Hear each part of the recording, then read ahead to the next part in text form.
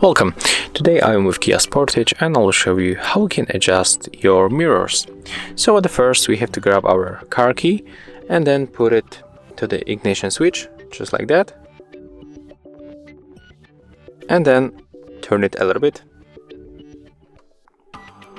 just like that. Yeah, and right now we have to go here for our panel. Let's take the left one, so press it.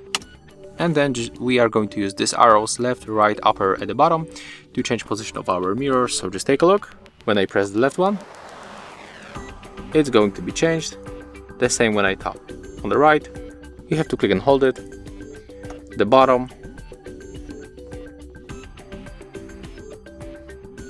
And the upper. So as you can see, it's pretty simple. If you want to set it up, if you set up this mirror, you have to go back here and press it to the normal position.